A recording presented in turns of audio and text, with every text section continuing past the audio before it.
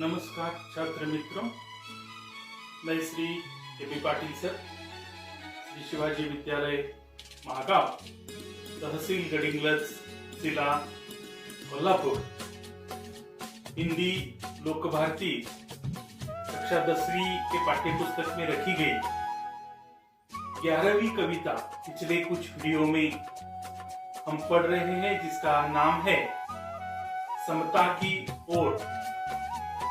छायावादी कवि मुकुटधर पांडे जी ने लिखी हुई कविता के पिछले 2 वीडियो हमने देखे हैं। आज इस वीडियो के अंतर्गत प्रसिद्ध हिंदी छायावादी कवि मुकुटधर पांडे जी ने लिखी हुई कविता जो 10वीं के पाठ्यक्रम में रखी गई है, जिसका नाम है समता की ओर। इस कविता के पहले 2 चरण हम देख चुके हैं, पढ़ चुके हैं। इस वीडियो के अंतर्गत हमें इस कविता में मुकुटधर पांडे जी ने लिखा हुआ तीसरा, चौथा और 5वां चरण जो हमें इस वीडियो के अंतर्गत पढ़ना है। विधा नई कविता है और इसलिए आपको परीक्षा में 3 पंक्तियों के सरल अर्थ पूछे जा सकते हैं। इस हेतु देखा गया तो ये कविता और ये वीडियो आपके लिए लाभदायक उपयुक्त सिद्ध हो सकता है। मेरे ख्याल से आप इस वीडियो को ध्यान से देखेंगे। तो चलो बच्चों, क्रमिक पाठ्यपुस्तक 10वीं की आप अपने सामने रखिए और मेरे साथ इस कविता का अध्ययन कीजिए। मुकुटधर पांडे जी छायावादी कवि है। इस कविता में वे शिशिर ऋतु में पड़ने वाली ठंडक और उस ठंडक का दरिद्री लोगों पर अर्थात दीन दलित लोगों पर, गरीब लोगों पर और अमीर लोगों पर किस प्रकार का असर होता है, पृथ्वी के घटक जो विभिन्न हैं, उन विभिन्न घटकों पर किस प्रकार का ठंडक का, शिशिर की ठंडक का असर होता है, उसका चित्रण वे छायावादी कवि मुकुटधर जी कर रहे हैं। उसका अध्ययन हम इस वीडियो के अंतर्गत करेंगे। तीसरा चरण मुकुटधर पांडे जी ने इस प्रकार बच्चों लिखा है। निशा काल में लोग घरों में नीच जा सोते हैं। निशा काल में लोग घरों में नीच जा सोते हैं। बाहर श्वान शार चिल्लाकर बार बार रोते हैं। तो इसमें कुछ कठिन अर्थात नए शब्द आपके लिए देखने जरूरी है। उसमें से पहला शब्द बच्चों इस कविता के अंतर्गत आया है, जिसका शब्द का उच्चारण है निशा। निशा का अर्थ बच्चों, यहाँ पे देखिए आप, निशा यानी रात्र। निशा का अर्थ है रात्र या रात्रि का समय। दूसरा एक शब्द बच्चों इसमें आया है काल। निशा काल का अर्थ है समय। काल का अर्थ है बच्चों समय। नीच ऐसा शब्द आएगा, नीच शब्द युग्म अर्थात नीच का अर्थ है अपने। श्वान एक शब्द यहाँ आया है। श्वान आपने देखा है, आपके पालतू जानवरों में से एक प्राणी है यह श्वान यानी कुत्ता।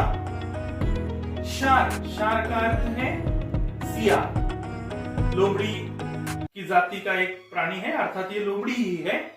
शार यानी सियार। तो यहाँ ये चरण में आए हुए नए शब्द है। आप अपनी नोटबुक में अर्थात कॉपी में यह शब्द लिखिए, उनका वाचन आप बाद में कीजिए। तो पंक्तियों का सरल अर्थ बच्चों इस प्रकार से हो सकता है या होता है। जब शिशिर ऋतु में कड़ाके की ठंडक पड़ने लगती है, तो इस ठंडक से बचने के लिए लोग रात्रि के समय अपने अपने घरों में जाकर सोते हैं और ठंड से अपनी सुरक्षा कर लेते हैं। जिन लोगों के अपने घर हैं, ऐसे लोग अपने अपने घरों में जाते हैं और घरों में जाकर आराम से सोते हैं और ठंड से अपनी सुरक्षा कर लेते हैं।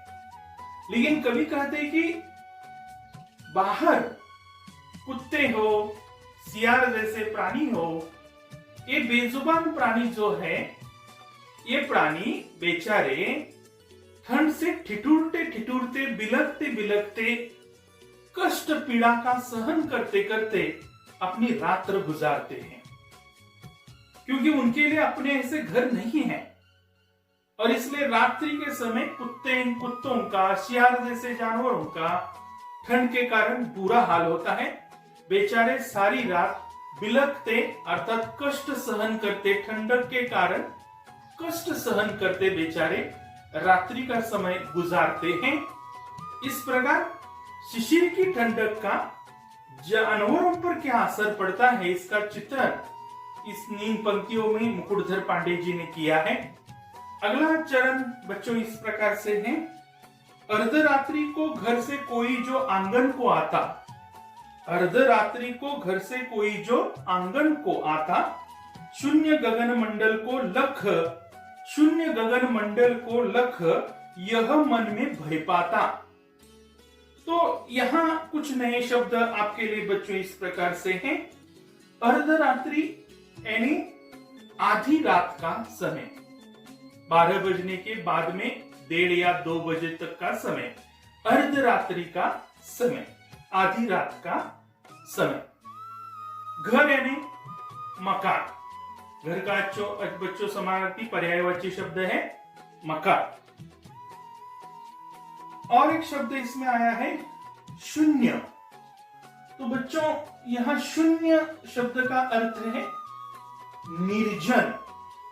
शून्य शब्द का अर्थ है निर्जन यानी सुनसान।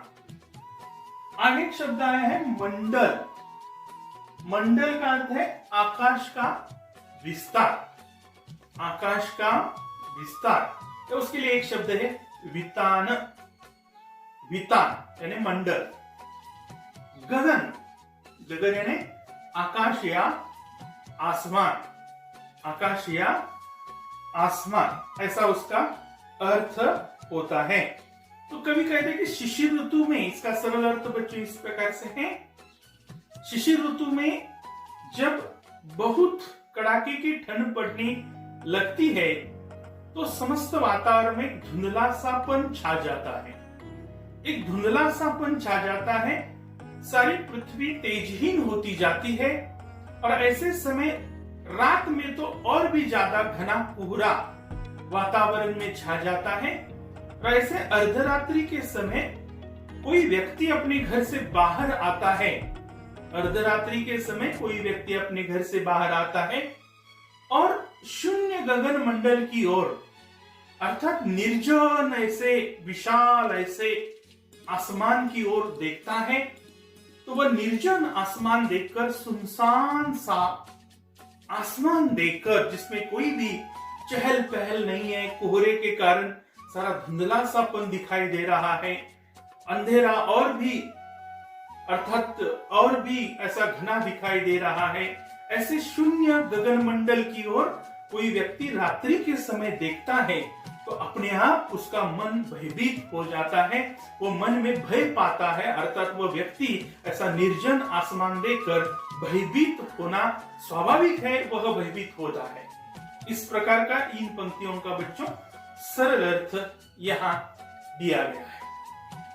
अगला चरण जो 5वां चरण इस कविता में मुकुटधर जी लिखते हैं, तारे निपट मलिन चंद ने, तारे निपट मलिन चंद ने पांडु वर्ण है पाया, मानो किसी राज्य पर है राष्ट्रीय कष्ट कुछ आया।